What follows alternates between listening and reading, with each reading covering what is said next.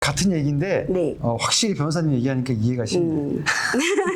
나는 내가 하면서도 무슨 얘기 이게 무슨 말이야. 아, 조항이 어려워서 그래요.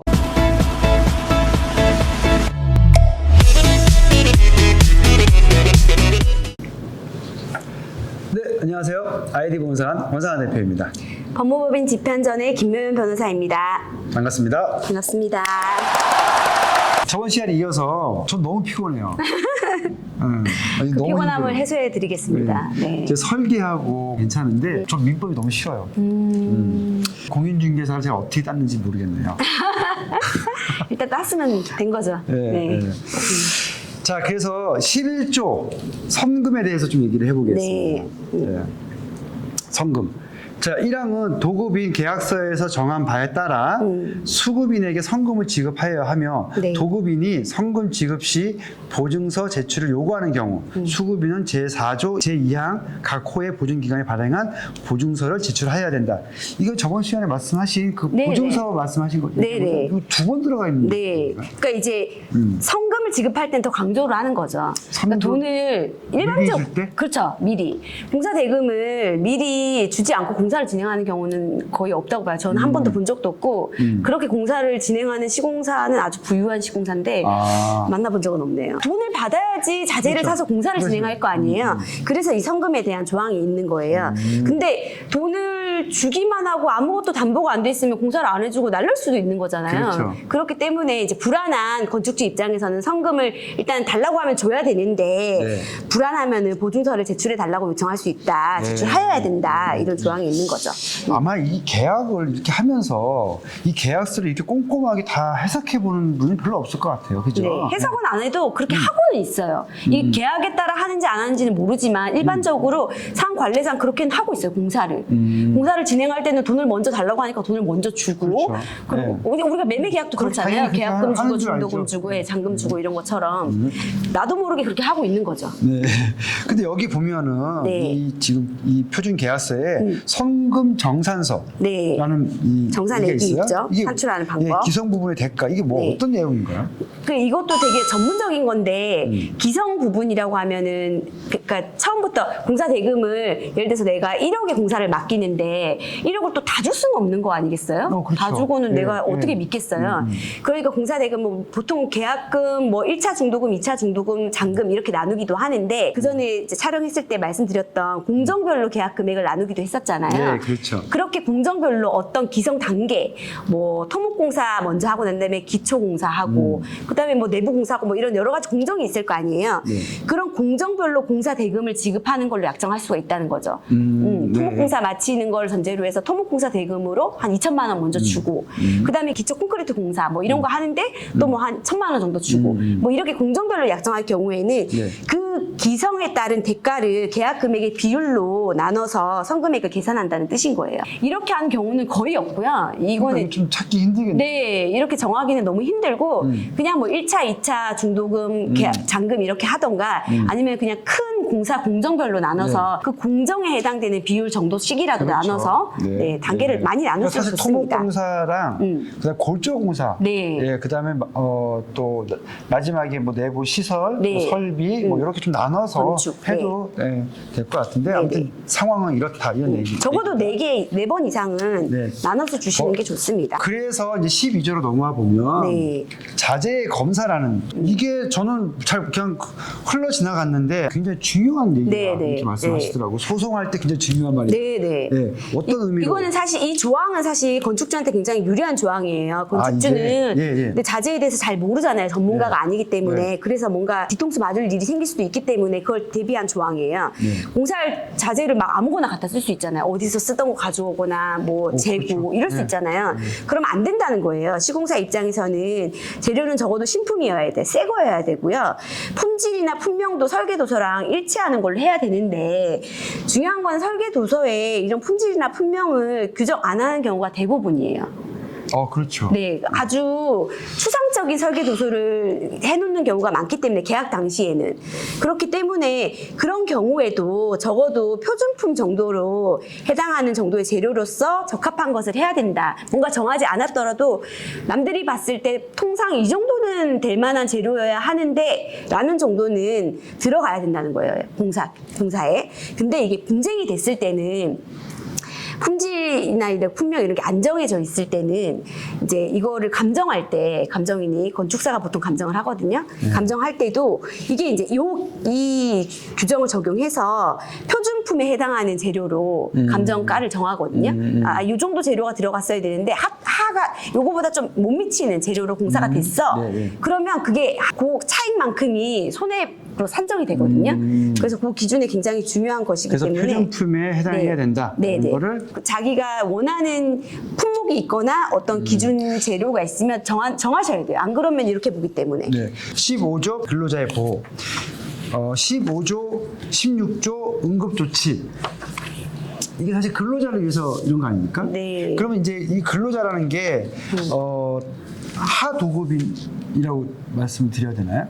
그렇죠. 시공사가 직접 다 공사를 하는 건 아니니까 그렇죠. 시공사가 또 다시 외주를 줘서 하거나 네. 시공사가 이제 또 다시 일을 줘가지고 다른 이제 부분 뭐 전기 기술자라든지 이렇게 네. 부분 공사를 하는 업자들이 있을 수 있거든요. 네. 그걸 하도급이라고 하기도 하고. 그래서 만약에 이 시공사의 하도급처, 그러니까 뭐 목수든 네. 아니면 뭐 전기 작업자든 설비 작업자든 공사 도중에 네. 부상을 당하는 경우, 네. 그 도급인 건축주는 어떠한 또 책임이 또 따로 가는 건가요? 통상적으로는 원래 일을 맡은 시공사가 책임을 지는 게 맞아요. 시공사의 대표가 하도급자의 뭐 노동자가 뭐 사고가 나든 아니면 본인이 사고가 나든 책임의 최종적인 전국적인 이제 주체는 시공사의 대표가 하는 뭐 지는 건데 네.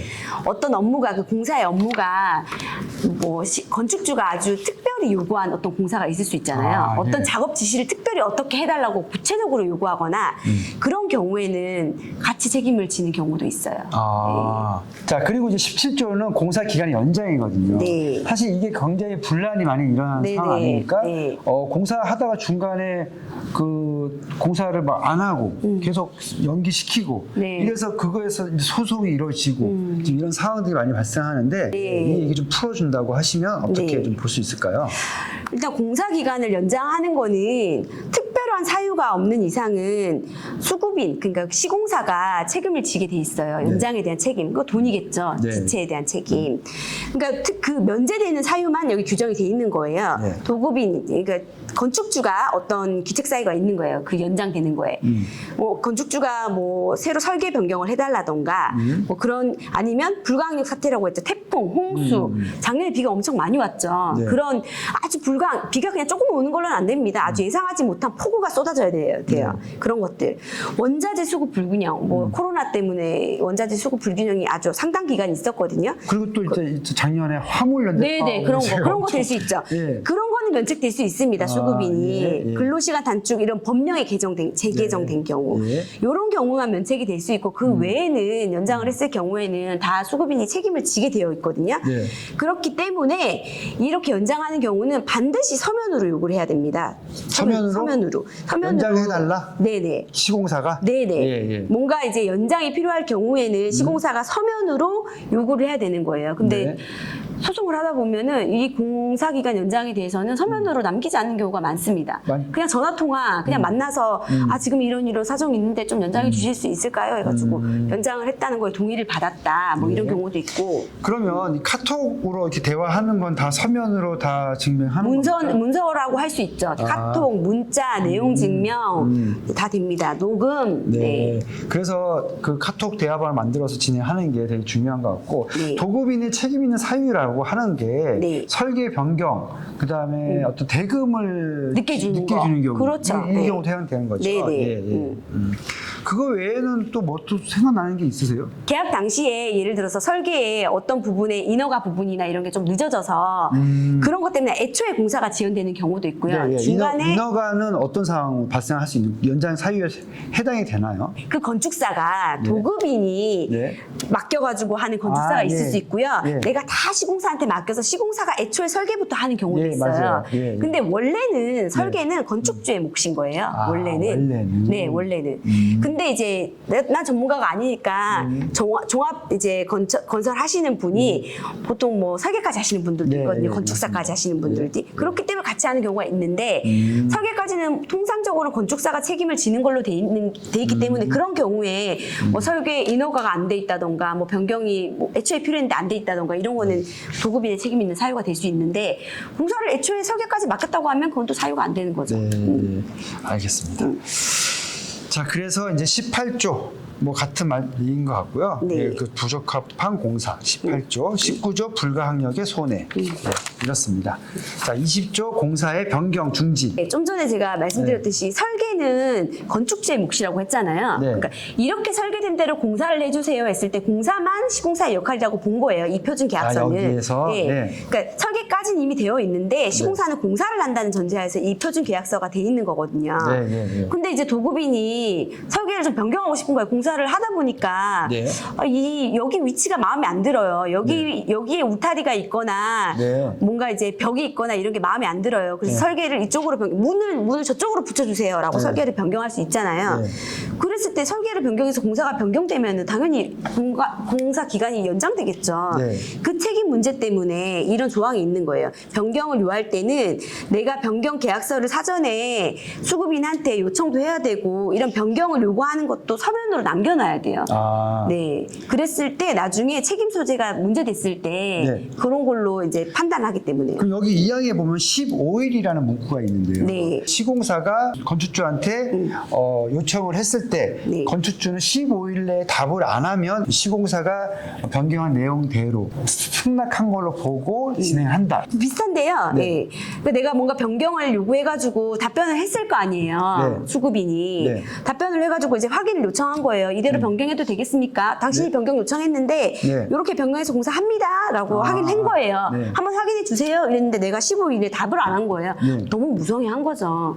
그럴 때 법으로는 뭐 법으로는 원래 가만히 있는 사람은 그냥 권리에 잠잔다고 용서 안 하거든요. 권리에 네. 잠자면. 그래서 15일 내에 답을 안 하면 그냥 이 사람이 요청한 대로 변경 추가된 걸로 보는 거예요. 아, 같은 얘기인데 네. 확실히 변호사님 얘기하니까 이해가 쉽네. 나는 내가 하면서도 무슨 이게 무슨 말이야? 아, 조항이 어려워서 그래요. 법조항이 어려워. 어렵습니다. 예, 이해 네. 충분히 됐습니다. 네. 예, 그런 얘기고 4항에 보면은 덤핑 수주라는 말이 있어요. 네. 네. 계약의 미숙기, 덤핑 수주. 네. 그걸 변경 요구할 수 없다. 네. 네. 그러니까 대충 이해되는데. 네.